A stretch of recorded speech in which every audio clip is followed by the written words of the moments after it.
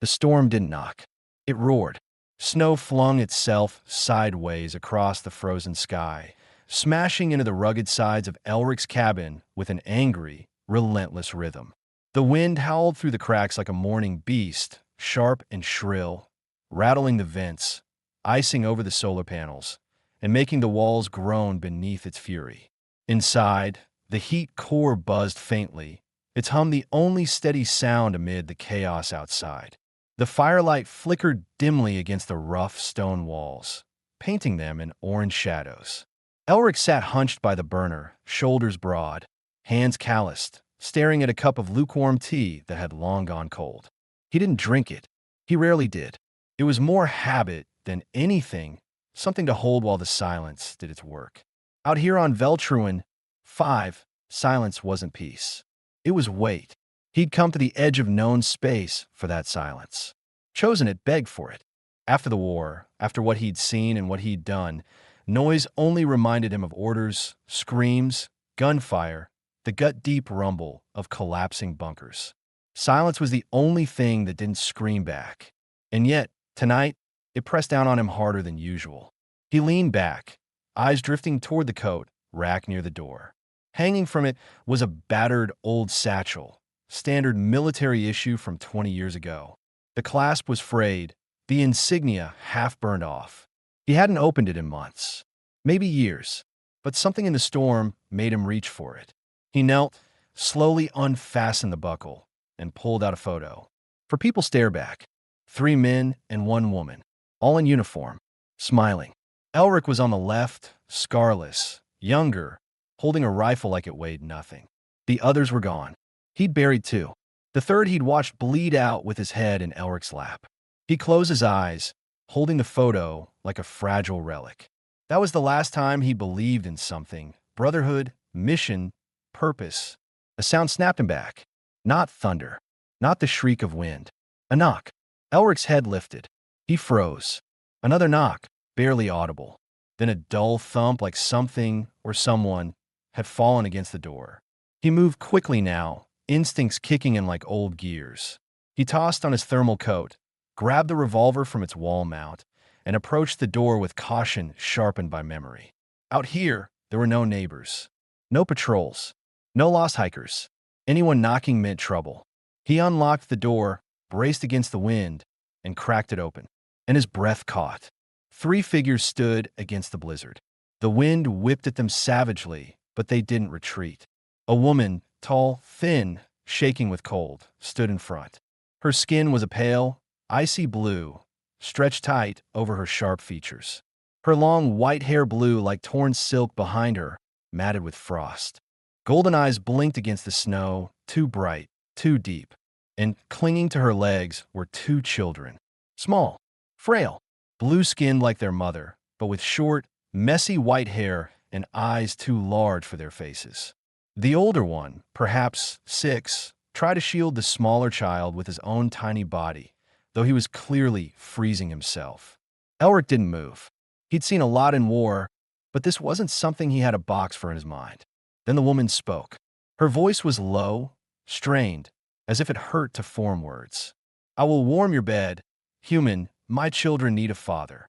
The sentence stunned him, not because he didn't understand it, but because of the way she said it. No seduction, no bargaining, only exhaustion, only desperation. Elric blinked, too shocked to speak. The boy lifted his head.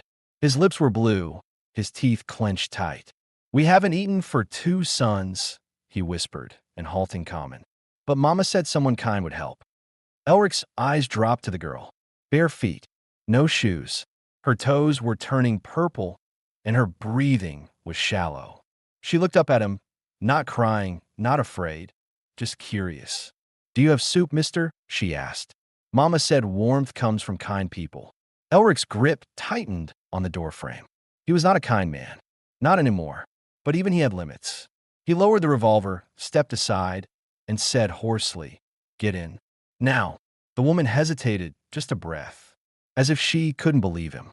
Then she gently pushed the children forward. They stumbled across the threshold, collapsing near the heat core, arms still wrapped around each other. The woman entered last, ducking her head slightly, and closed the door behind her. She didn't look at him. She didn't say another word. Elric secured the door, locking the storm outside again. The silence that followed felt heavier than before. He watched them without speaking. The boy curled around his sister like a tiny guardian. The girl pressed her face to the heat vent, eyes fluttering closed. Their mother sank to her knees beside them, still shaking. Her hands were raw and red, the nails cracked. Her clothes were patched with mismatched fabric, little more than rags. He noticed the bruises on her wrists then, half-healed, faint, but unmistakable. She was used to suffering, and, maybe, used to offering herself in exchange for mercy. Elric went to the cupboard and retrieved a pot of leftover stew. He heated it wordlessly, filled 3 bowls, and handed them out one by one. The woman took hers last. She cradled the warmth like a sacred thing, breathing it in before daring a sip. Her eyes glistened, but she blinked the tears away. The boy ate methodically, every motion careful and precise, like food was a resource to be rationed. The girl, Tiva, the boy called her, ate too fast, choked, and gasped for breath. Her mother panicked instantly, trying to help, but Elric was already kneeling with a cup of water. "She's okay," he said quietly. "Just too fast." The woman took the water, murmured thanks without meeting his gaze. Tiva, recovering, looked up at him again. "You have a crack on your face," she said, pointing to the long scar down his cheek. "Did someone break you?" He exhaled a laugh through his nose. "Yeah," he said, "a long time ago." She nodded, solemn. "Mama has cracks too, but hers are on the inside." That one landed deeper than expected. Elric stood slowly, retreating to his chair. For a while, no one spoke. The children curled together and fell asleep. The woman sat beside them, her bowl empty, her arms wrapped around her own chest, as if the heat hadn't touched her. When Elric returned later with a fresh blanket, he saw her laying her own threadbare one on the stone floor. She was preparing to sleep in the corner, away from the bed, away from him. "You don't have to do that," he said quietly. She didn't look up. Her voice was barely a whisper. "You didn't accept my offer." "I didn't need it," he said. I saw the girl's feet. A silence followed. Then came a reply he wasn't ready for. Others needed more than feet to open their doors. The words were sharp, sad. Not bitter, just matter of fact. Elric didn't answer.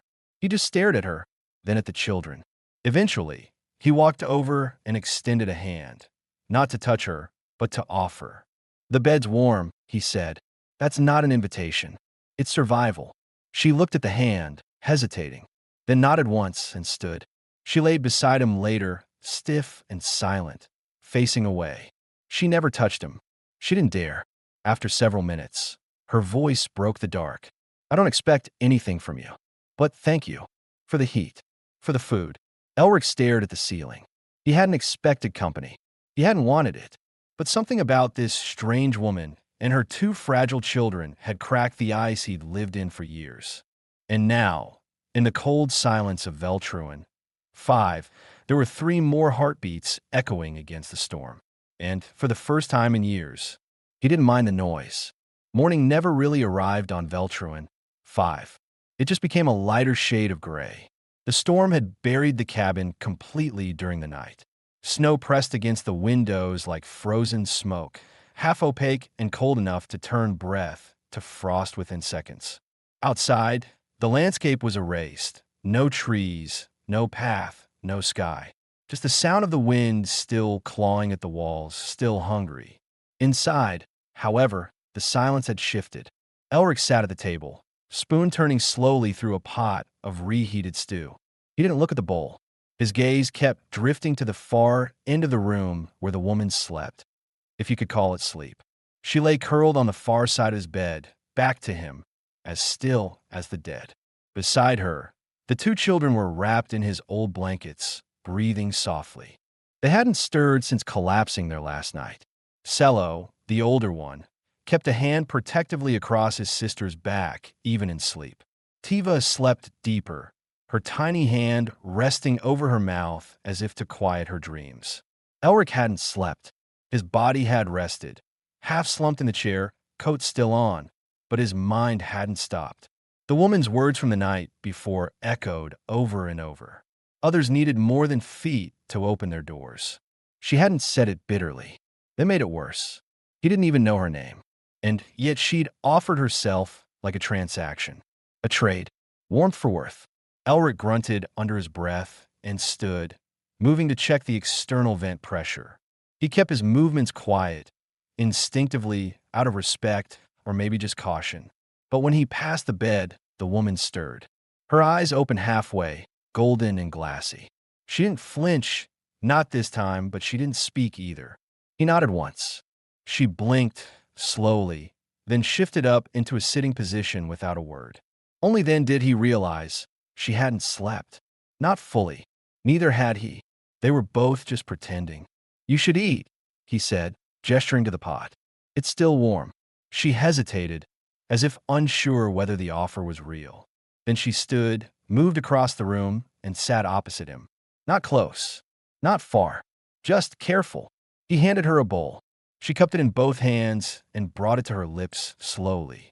She drank too fast, coughed once, then slowed herself, her eyes never lifting from the bowl. Her voice, when it came, was softer than the snow against the windows. "My name is Mazzari." Elric nodded once. "Elric, I know." That caught his attention. He looked up, frowning. "Ow!" She lowered the bowl slightly. The outpost files weren't encrypted. I read the logs before the evacuations. They said one human stayed behind. Elric Ward. Ex-military. Reclusive. Caution advised. His brow lifted. "That was years ago." She nodded. "But you're still here." Elric leaned back. "Did you come looking for me?" "No." She glanced over at the children, still sleeping. "I came looking for somewhere the storms wouldn't find us. Somewhere no one would." That answered one question. Maybe not all of it, but enough to make Elric's stomach tighten. "You're running." She didn't deny it. Instead, she stared into her stew and whispered, "I'm hiding." Silence again. He could hear the wind pressing harder, shifting the snow outside. The heater groaned as it compensated. He stood, poured a cup of heated water, handed it to her. She took it with a nod, hands shaking just enough to betray her exhaustion. He sat again. "What happened?" he asked. Not demandingly, just tired. She didn't look at him. "My mate died during the war. He was bonded to me. That means more than marriage in our culture. A piece of me went with him. Afterward, I wasn't complete anymore." Not in their eyes. Elric said nothing, just listened. "I tried to raise the children alone.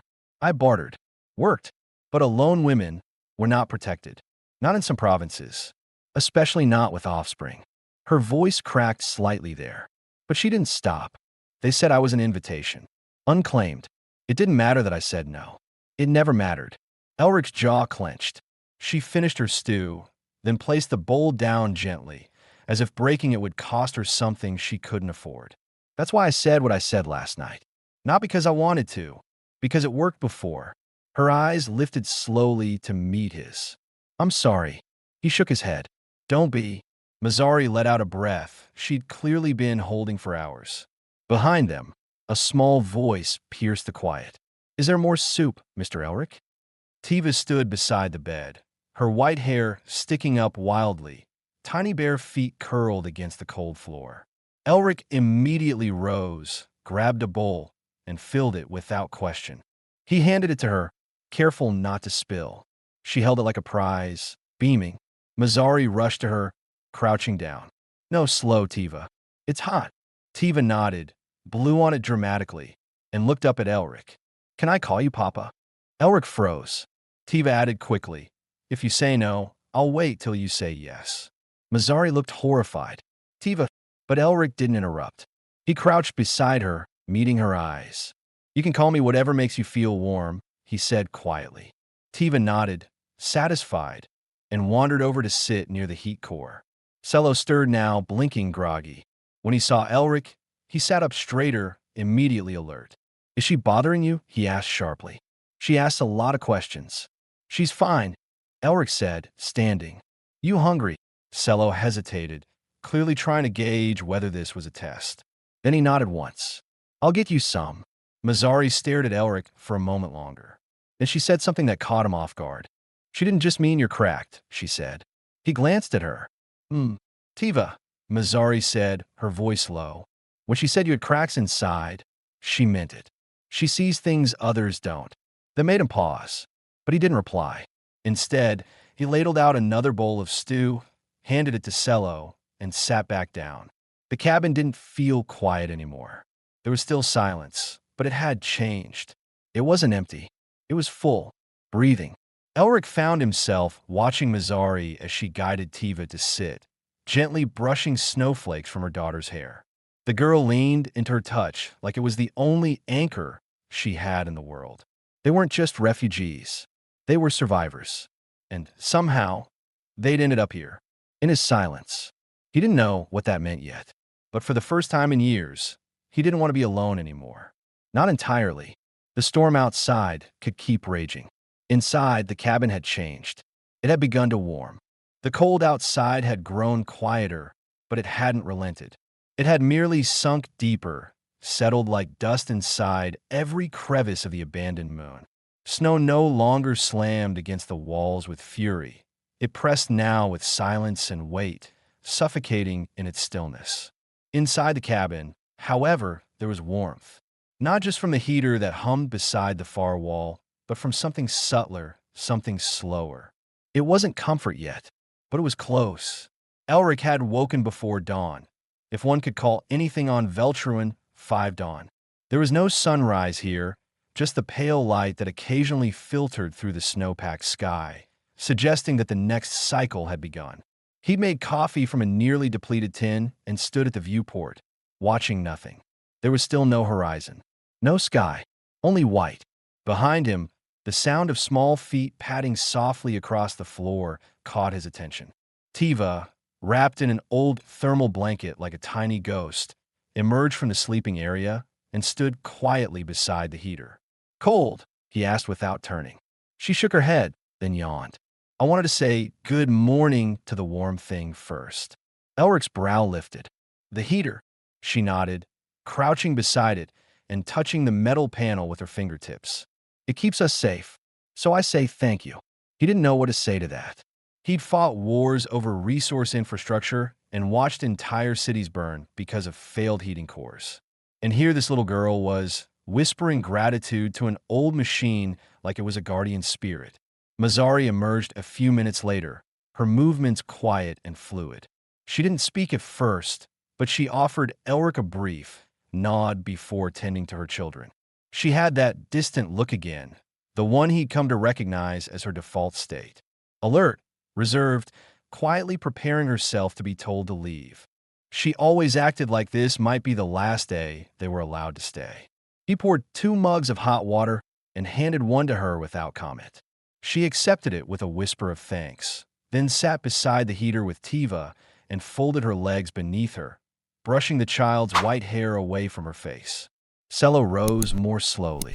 He stretched stiffly, hiding a wince as he moved his feet. "Still sore?"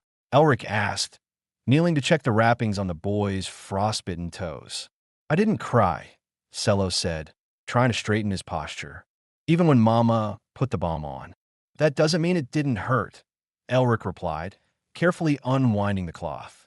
"The skin was pinker today, less gray. That was a good sign." Cello gave a tight nod, but said nothing else.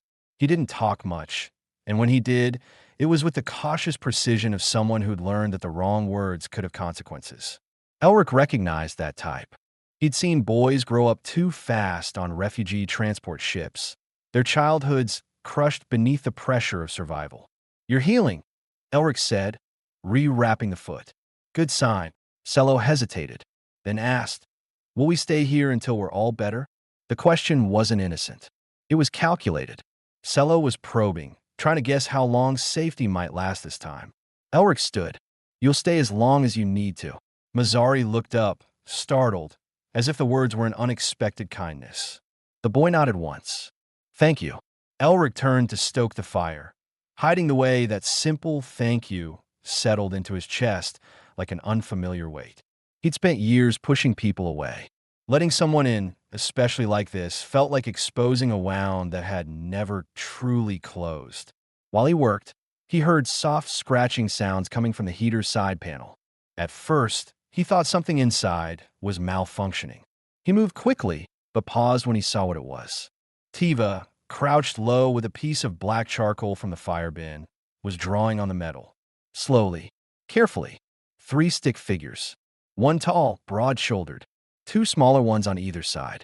The middle one had a long black line down its cheek. Tiva, Mazzari said sharply, seeing what her daughter was doing. No, don't draw on. She's fine. Elric interrupted. Let her. Tiva looked up at him, wide-eyed. I made us. He crouched beside her. Tell me. This one's you, she said, tapping the tall figure. I put your face line. The scar. She nodded solemnly. So we know it's you. And the other 2? Cello and me. Why are we all holding hands? Because you're in the middle now. Like a bridge. That means you hold both of us. He looked at the drawing for a long moment, then stood. He returned a few seconds later with a square of old ration cloth, clean and used. Here, he said, handing it to her. Next time you want to draw, use this. But that one stays. Tiva beamed. Mazzari didn't smile. Not quite, but her shoulders eased slightly. Later, while the children napped, Cello sprawled on the cot with one arm flung over his eyes, Tiva curled against his side like a kitten.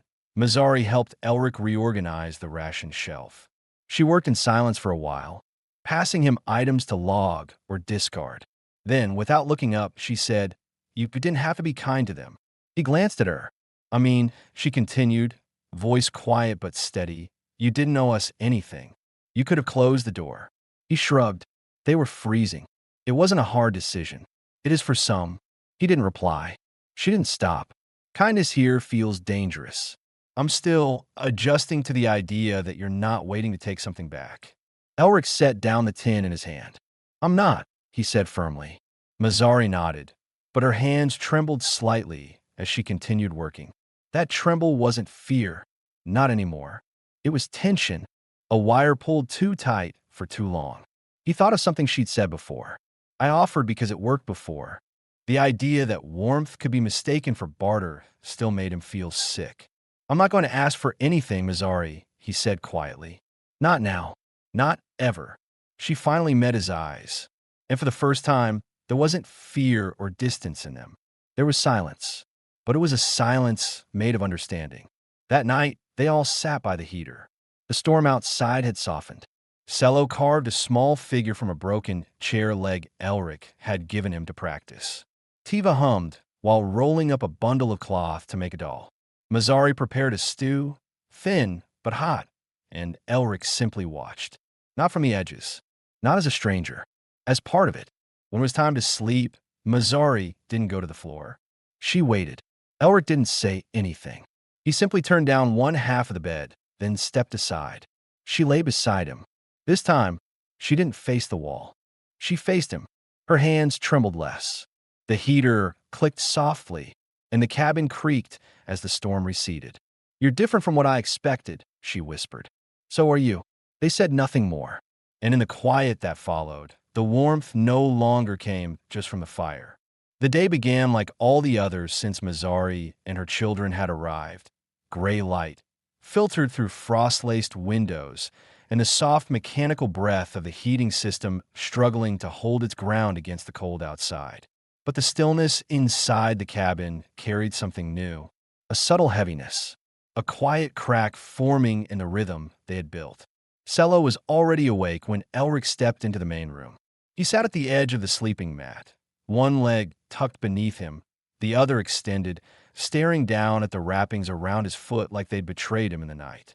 Elric crouched beside him, grabbing the med kit without a word. He'd done this every morning. Unwrap, check the circulation, reapply the balm. But this morning, Cello didn't lift his eyes. Elric, the boy said, voice flat, can I go help you today? Elric glanced at him, then back at the foot he was carefully tending to. You shouldn't be walking too much yet. Skin's still healing. I can still help. Not on that foot you can't. Cello's jaw tightened. I'm not weak. Elric didn't respond. He gently unwound the last of the bandages. The boy didn't flinch, but the toes were still tinged purple at the edges. Better than before, but not fully recovered. You were out there too long, Elric muttered. Cello stared straight ahead, fists clenched. I didn't let her walk on the ice. And now you're the one hurting, Elric said, his voice softening. That's what being a protector does. But even protectors need to rest. Cello's lips trembled, but he didn't cry. He just nodded stiffly, face burning with frustration. You don't have to prove anything to me, Elric added. I already know you're strong. Cello swallowed and blinked hard. But what if I stop being useful? Elric paused, caught off guard by the question. He looked up at the boy, really looked at him. You're not here because you're useful, he said quietly.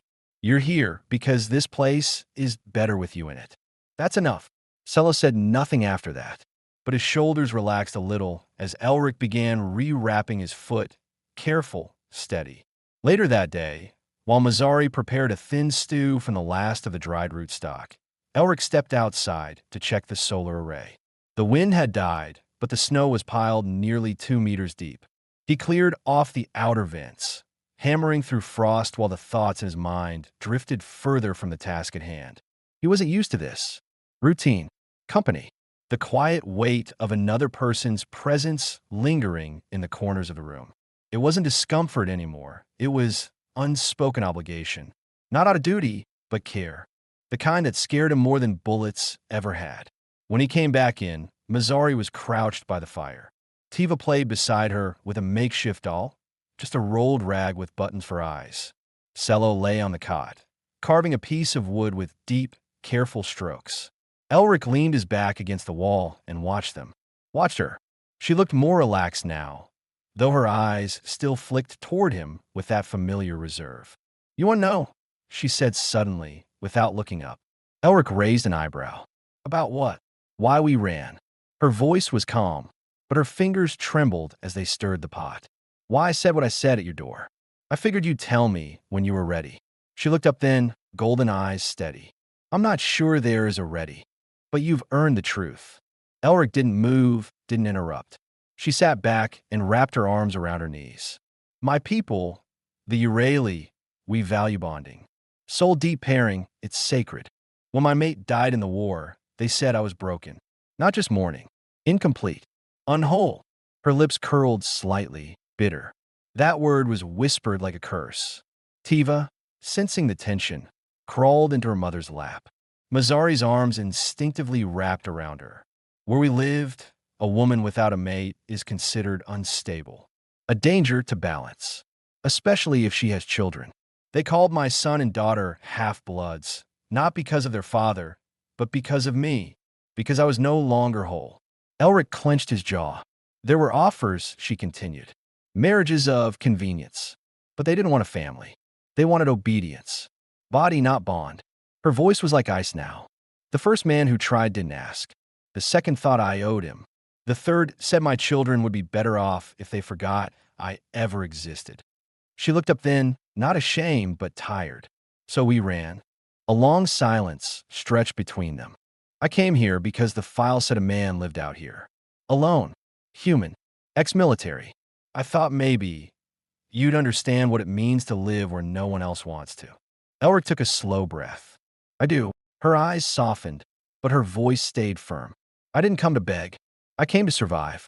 And when I said what I said that night, it was because the only way I've been let through a door lately was by offering myself. Elric looked down.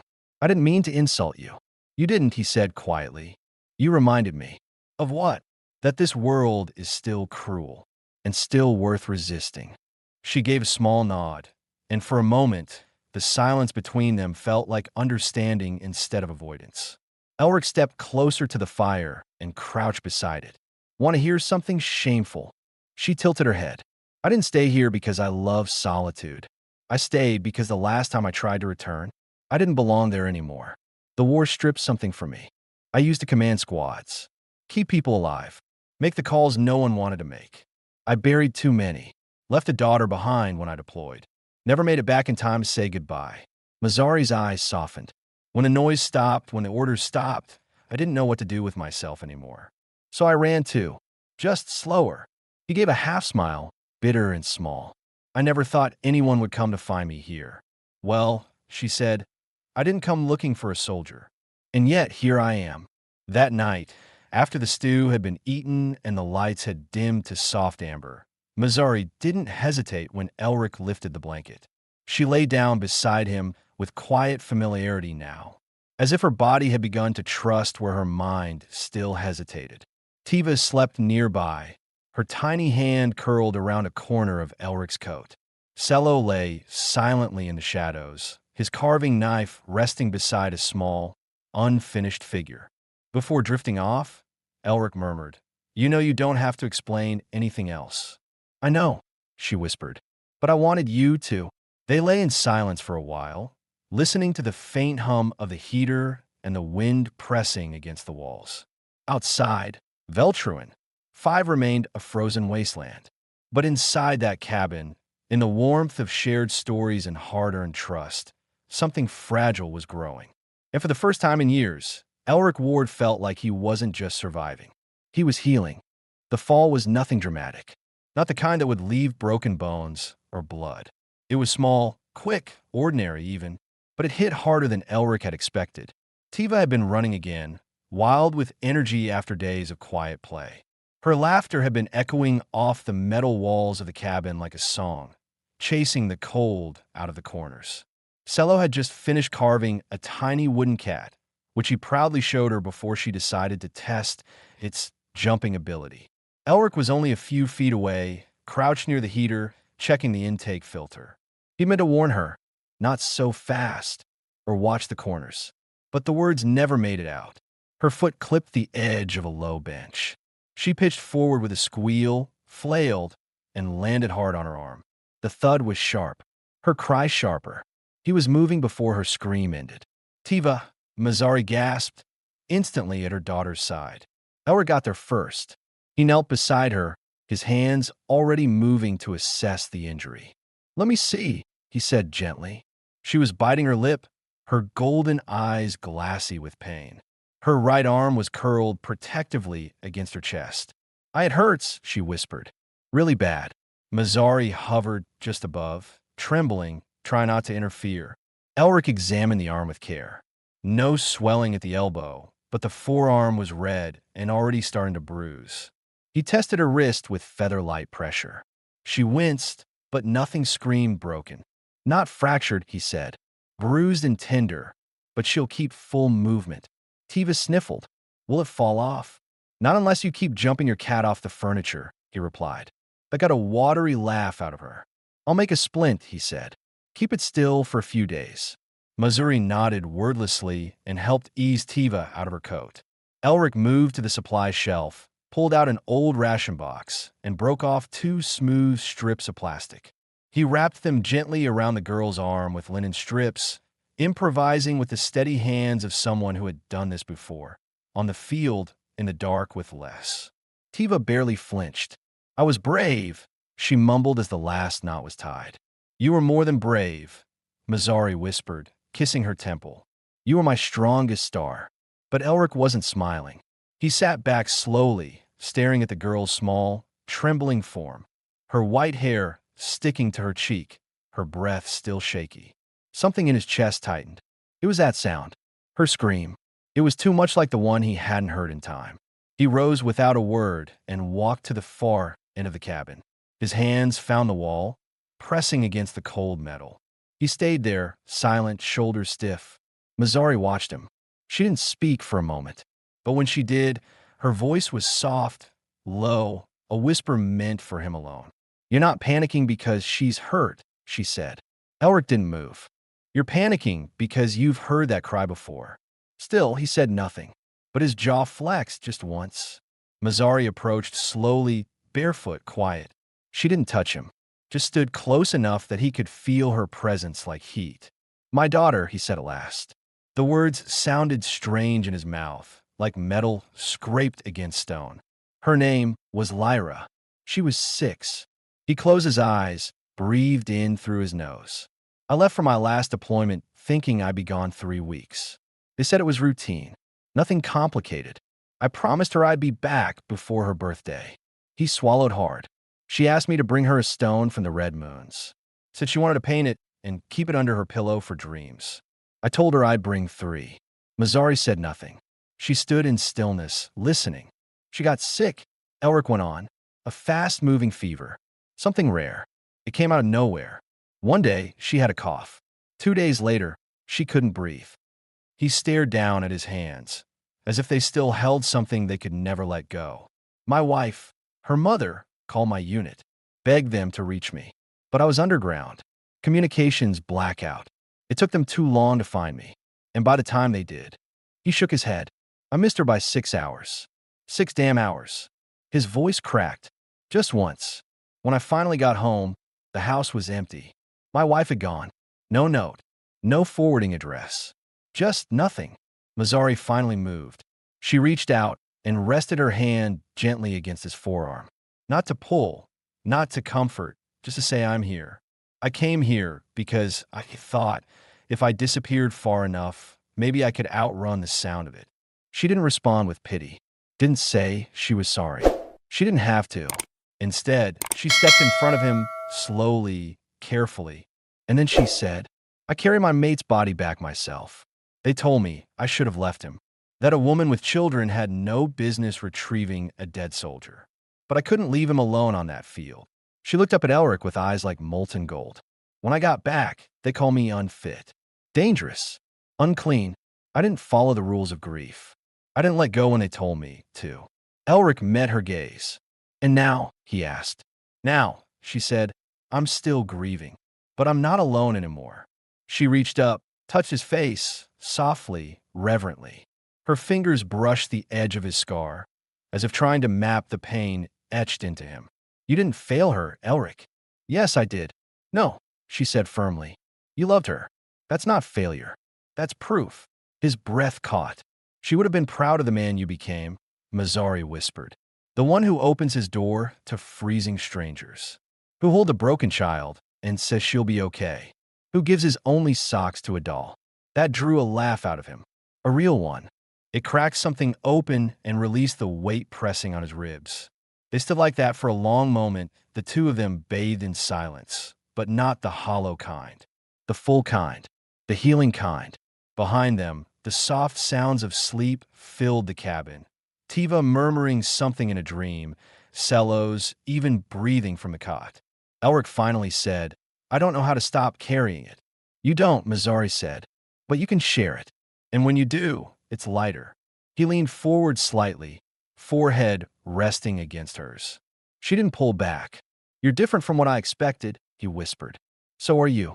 That night, for the first time in years, Elric fell asleep, not from exhaustion or duty, but from peace. The weight hadn't left, but it no longer sat on him alone. He had handed part of it over, and in return, he'd been given warmth. Real warmth. The kind that doesn't come from fire. The kind that starts in another person's arms and stays long after the flames go out.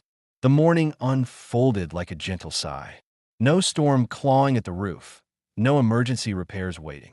Just a stillness that didn't feel empty, but settled, like a blanket finally laid flat after too many days wrinkled with tension.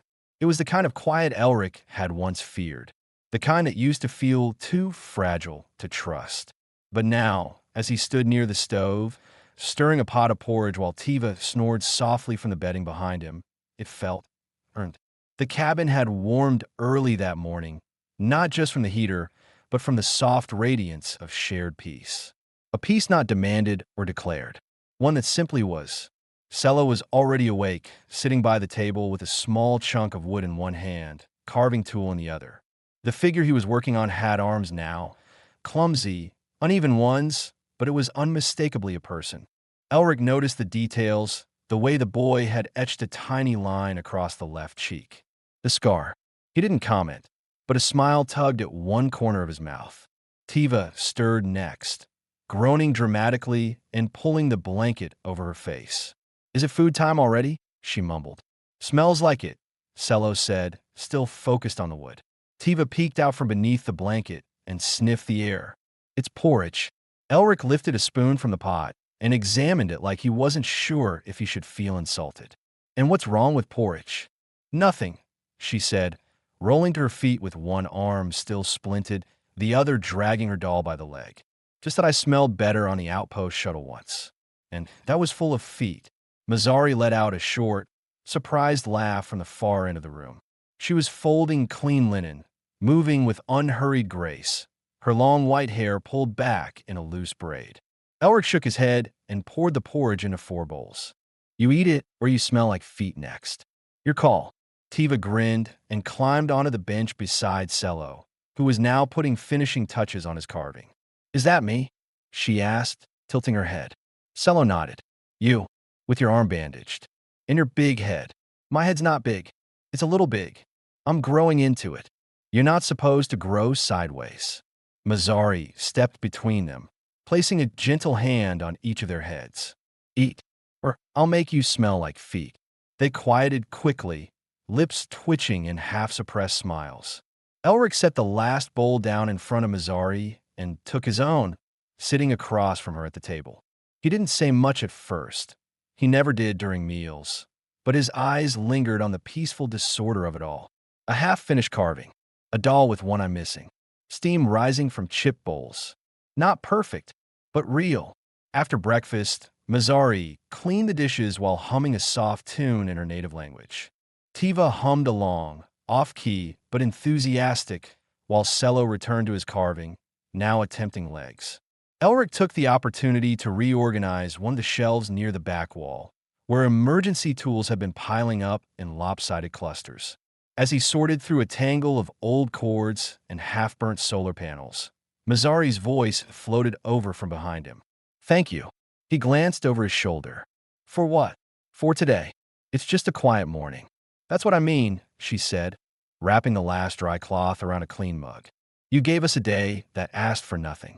No danger, no running, no proving we deserve to stay. Elric paused, then turned fully to face her. You don't have to prove anything anymore. Not here. Her eyes held his for a long moment. I believe you now. Tiva interrupted before either of them could say more, holding up her doll with pride. Look, I made her a dress from your old sock. Mazzari blinked. Which sock? The blue one with the hole. That was your only thermal pair. Elric, Mazzari said, half amused, half horrified. It was the left one, Elric replied dryly. The hole made it an underperformer. She said it was too itchy for your feet, but perfect for her dolly's soul, Tiva added solemnly. Mazzari laughed again, the sound fuller this time, carrying into the corners of the cabin. Elric didn't laugh often, but when he did, it was quiet and real, like something exhaled after holding your breath for too long. As the day unfolded, no one asked for more than what was already there. Elric repaired a loose drawer. Cello finished the legs on his carving and shyly asked Elric if he wanted to keep it.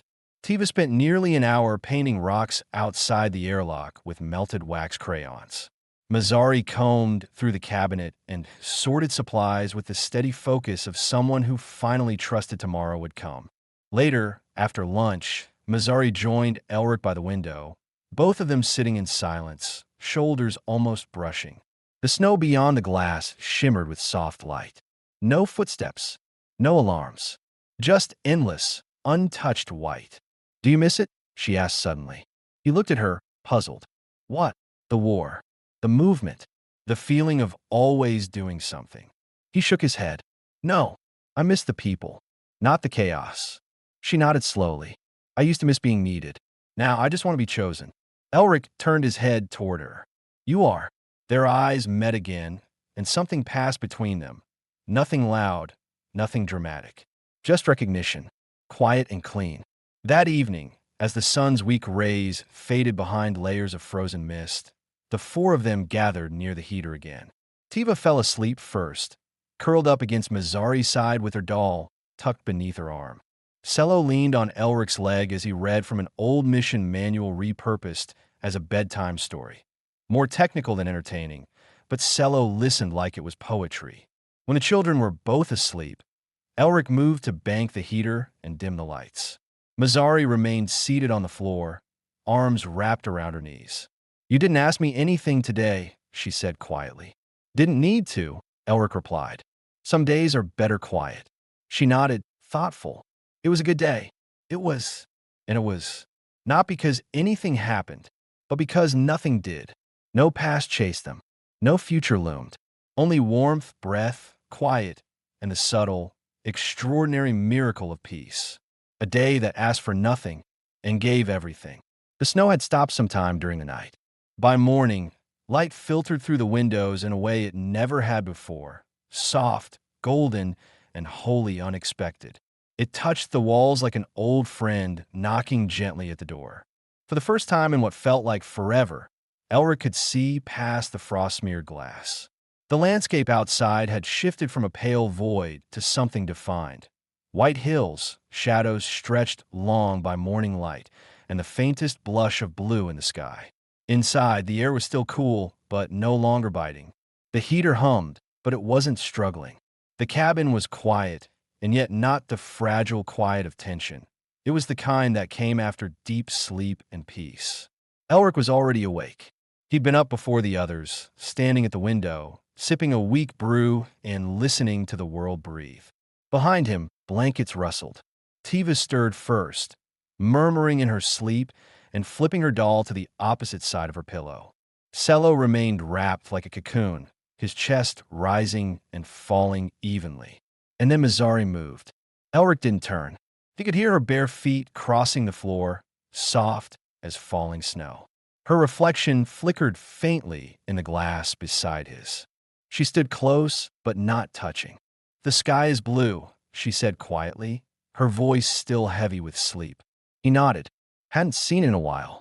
It feels strange." "It does."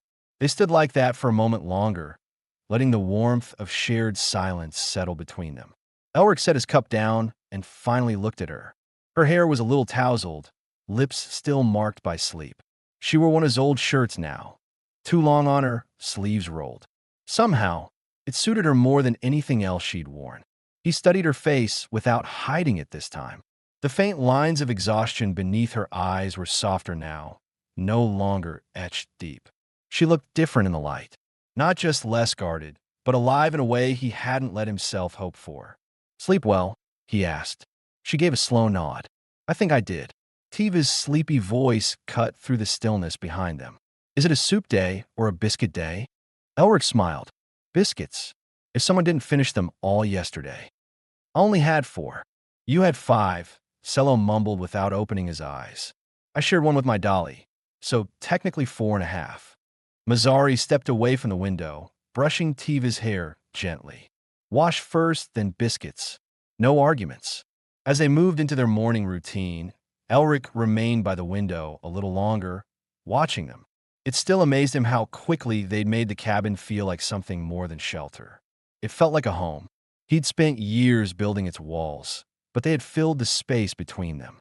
After breakfast, Cello and Tiva played a quiet game near the heater while Mazzari washed the dishes in the small sink, humming softly. Elric dried them beside her, their arms brushing occasionally in the narrow space. It was one of those casual moments, mundane even, but in the corner of her mouth, he saw something that hadn't been there before, a small, private smile. When she turned toward him to pass the last bowl, their hands touched, nothing dramatic, just fingers brushing over ceramic. But the warmth there lingered. She didn't pull away. Neither did he. Her gaze met his, held it, and this time, she didn't look away. "I used to dream about a place like this," she said quietly. He let that settle. "And now I don't have to dream." He dried his hands slowly. "Mazzari," she stepped a little closer. "Yes. I don't want you to feel like you owe me anything." "I don't. I'm not good with words." "You don't have to be." His breath caught slightly when she lifted her hand, fingers brushing the side of his face. Her thumb rested gently against the edge of his scar, tracing the rough line like it was something worth memorizing. "You were the first place we landed that didn't hurt," she whispered. And before he could think, before he could say anything more, she leaned forward and kissed him.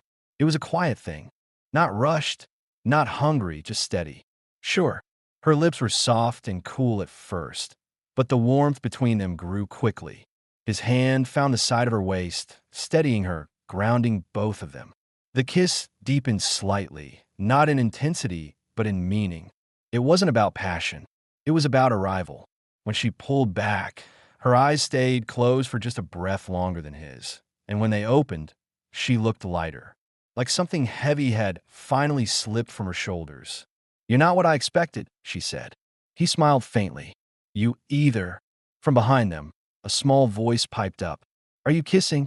Tiva stood by the heater, holding her doll upside down. Her expression was half curious, half scandalized.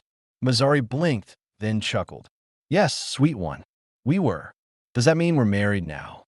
No, Mazzari said. It means we care about each other. Oh, Tiva nodded wisely. That's even better. Cello didn't look up from his carving. You owe me 3 biscuits if they kiss again before supper. Deal, Tiva whispered to her doll. Elric laughed, really laughed, for the first time in years. It surprised even him how natural it felt, like air rushing into lungs he'd forgotten how to use. Mazzari stepped beside him and rested her head against his shoulder, her hand finding his and curling her fingers around his palm. They stood there for a while as the sunlight crept across the floor, stretching warm fingers over the blankets, the half-finished drawings, the carved figures and crooked tools and chipped bowls. Everything imperfect, everything real. Later, as the sun dipped low, Mazzari looked out the window and murmured, when spring comes, maybe we plant something. Elric glanced at her. You think the soil's good enough? I think we are. That night, after the children fell asleep, they shared the bed not out of necessity, but choice. No fear, no flinching, just warmth.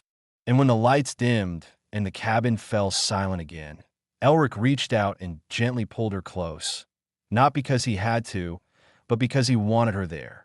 Not for survival, but for life. Because home wasn't where you hid from a cold. It was where you let someone kiss you until you forgot what loneliness ever felt like. And Elric Ward, soldier, exile, man made of silence, was finally warm. Months had passed since the storm. Veltruin, 5 had begun to thaw, slowly, like an old wound learning how to close. Where once there was only white and wind and cold that clawed its way into bones, now there were hints of green, small at first, shy. Moss at the edge of the path. A few patches of grass curling up through melting ice. Life, where for years there had only been silence. And behind the cabin, in the uneven stretch of land Elric had once called the scrap field, a garden had grown. It hadn't started with much. Just a few seed packets Mazzari had found sealed in a storage crate, half expired and written in a language she couldn't fully read. Cello had cleared the stones. Elric had built low fencing from broken panels. Tiva named every seedling. Now, under the hesitant warmth of Veltruin's pale sun, the plants had bloomed. Short-stalked green roots, clustered berry weed, and fat, twisting stalks of fire fruit leaned under their own weight, ready for harvest. And the 4 of them were there, hands in the soil, laughter echoing through air that had forgotten what it meant to carry joy. Elric knelt at the edge of the plot, wiping sweat from his brow with the back of his hand. He wore his sleeves rolled high and his boots muddy, and he couldn't remember the last time he'd smiled this easily. Pull from a base, he said, gently guiding Tiva's hands. Not the top. You'll snap the stalk. She nodded, tongue poking out in concentration as she gripped a stubborn fire fruit.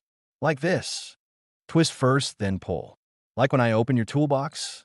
Exactly, he chuckled. Only this doesn't explode if you do it wrong. Good, she said, yanking the fruit free with a triumphant sound. Because I didn't like when the blue one fizzed. That was a plasma cell, not a fruit, Mazzari called from across the garden, her arms full of harvested greens. And you were told not to touch it. She was helping, Cello defended his sister, holding up a cluster of bright leaf greens.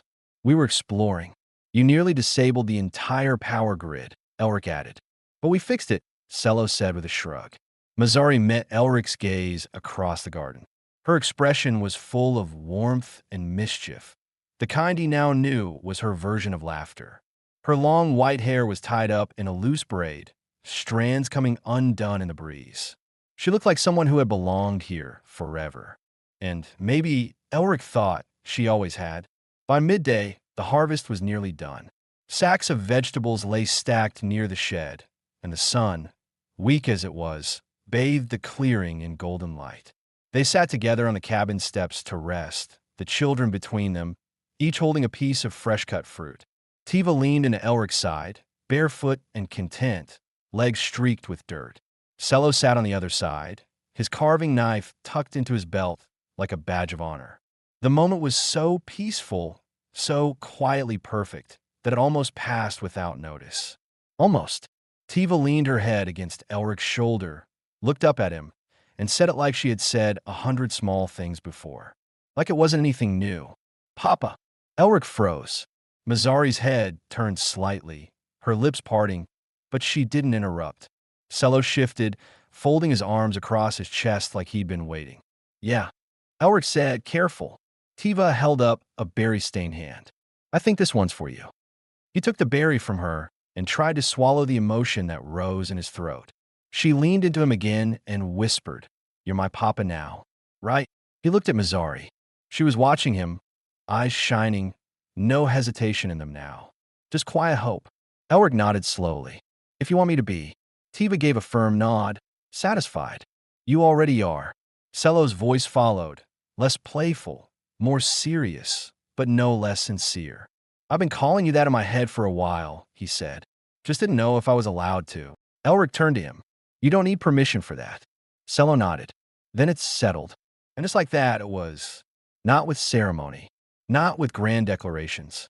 But with dirt under their nails, sun on their backs, and the weight of the past finally light enough to breathe beneath. Later, when the children had gone inside to wash up and argue over who got the last piece of dried fruit, Elric remained on the steps beside Mazari. They sat in silence for a while, watching clouds drift lazily over the thawing sky. Then Mazari leaned her head on his shoulder. You always imagine it like this? She asked. He thought about it, then shook his head.